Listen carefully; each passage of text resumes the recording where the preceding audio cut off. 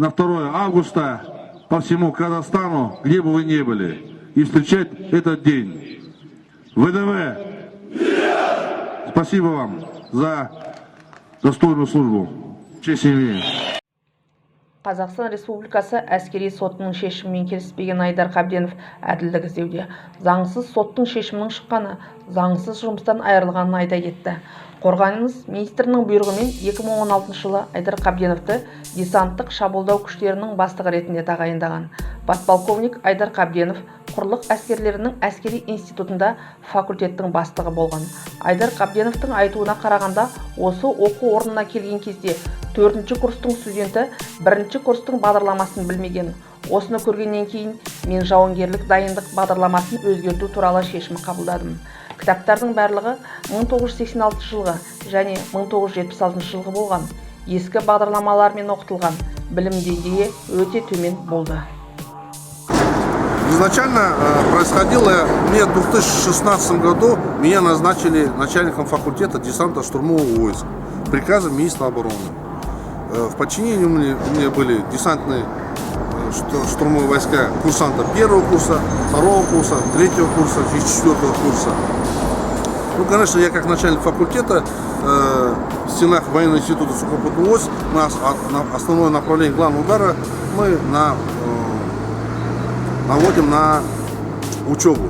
То есть курсант он должен учиться, повышать свои профессиональные навыки и после 4 года обучения получить большой объем теории совместно с практикой и идти в войсковой части Министерства обороны Республики Казахстан с полным знанием и звание офицерского, звание лейтенанта.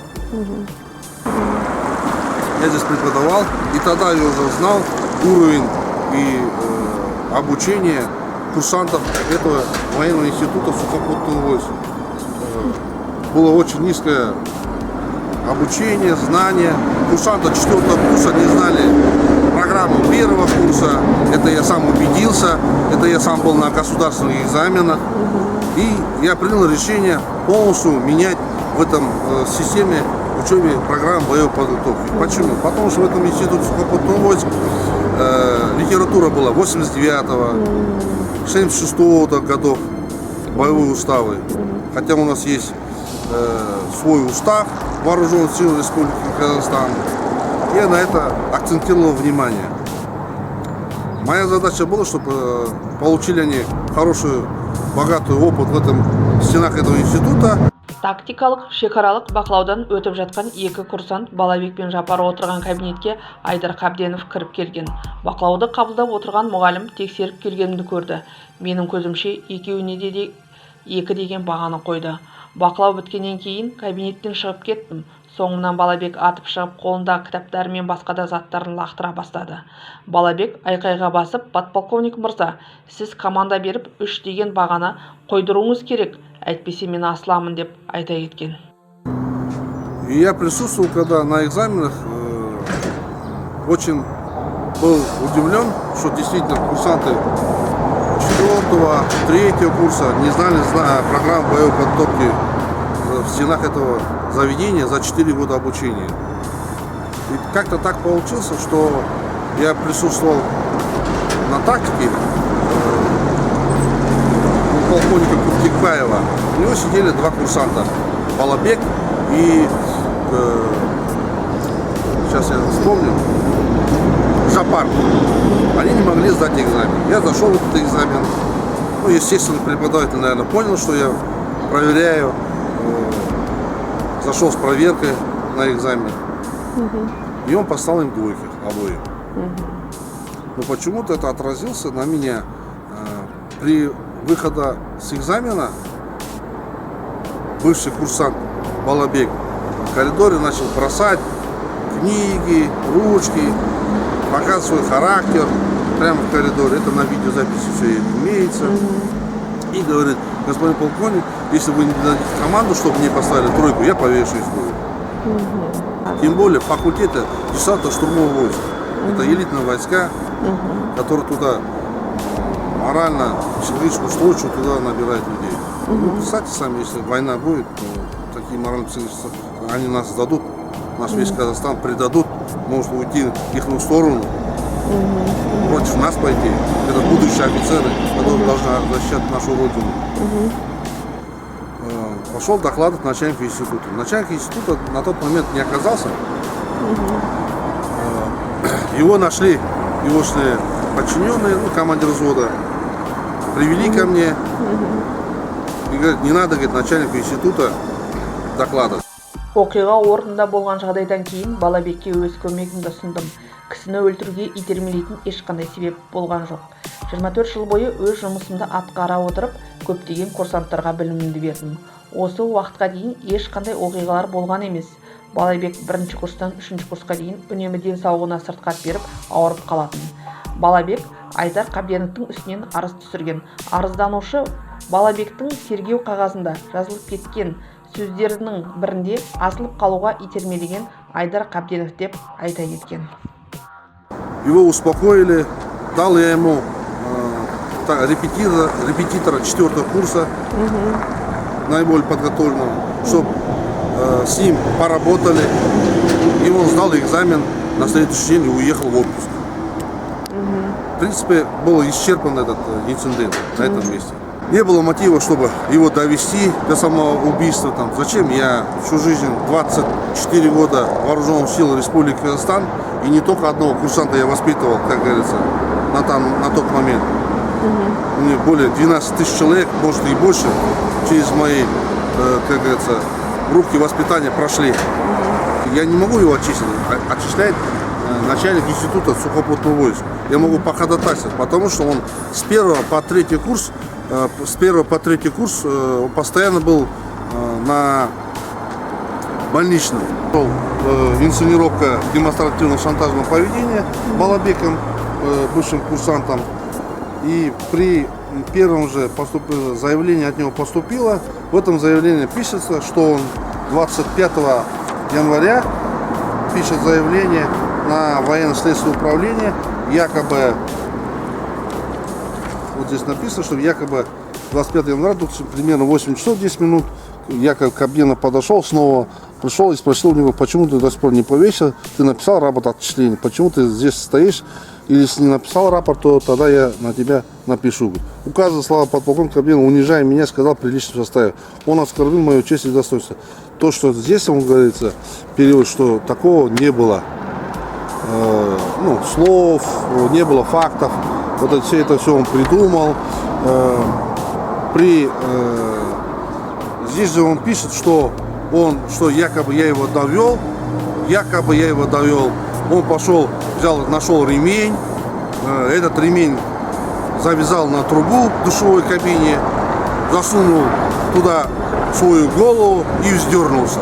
Обратите внимание, это брюшной ремень курсанта. Они все стандартные. Потому что курсант, когда заведение учатся, они все одинаковые, стандартные, только по росту и весу, как говорится, есть разница. Этот ремень, якобы он на этом ремне повесился. Он до этого говорил, что пришел, будем считать, это труба, да?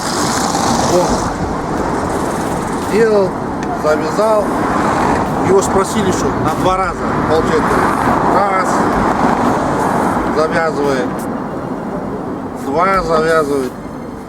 Он все пишет в 5 показаниях своих, постоянно пишет вот так. И обратите внимание, видите, голова, что не залезет. Он как бы придумал, голова не залезет.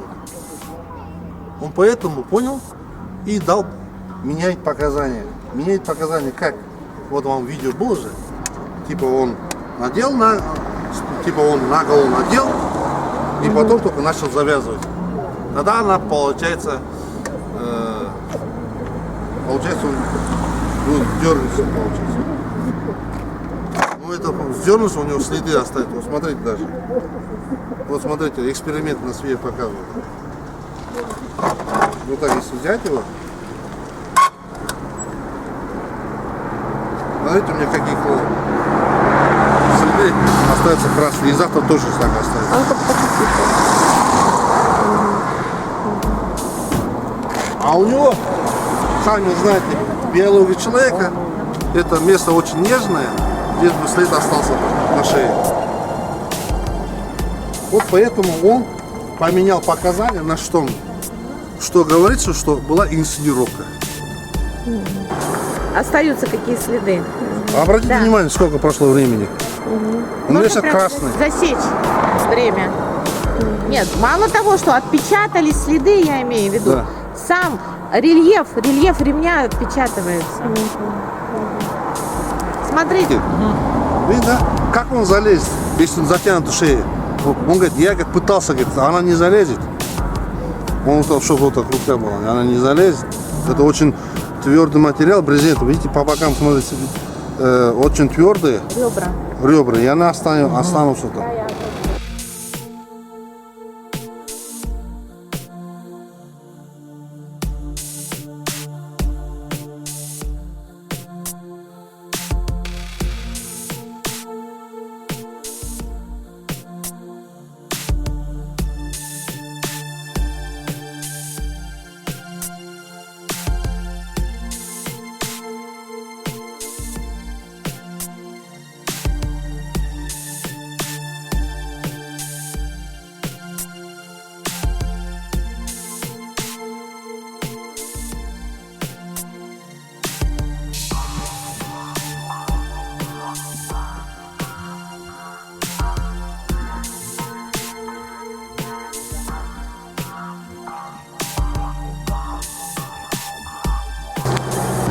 11 февраля также таким же методом он пишет, что я его якобы так он делал. Также он пишет 21 февраля, 3 апреля он пишет.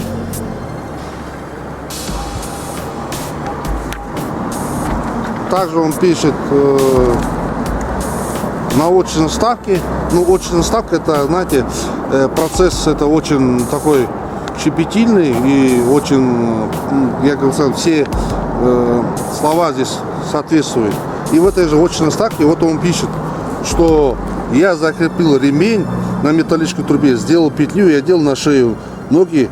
И стоя, говорит, на металлической корыте, говорит, спустил ноги с корыта. Петля затянулась в области шеи. И мне стало тяжело дышать. Я стал задыхаться, мне не хватало воздуха. То есть, понимаете, это он все раскрывает, это он все обманывает. Потом, не останавливаясь, туда пришел.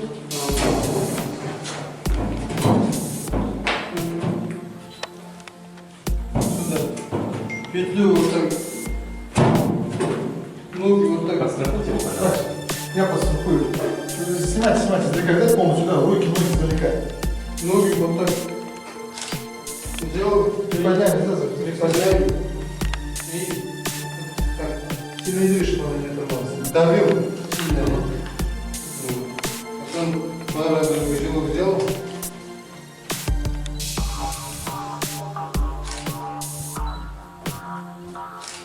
Потом отпускал ноги. Сюда, вперед. Да. Сейчас. Никак, стойте.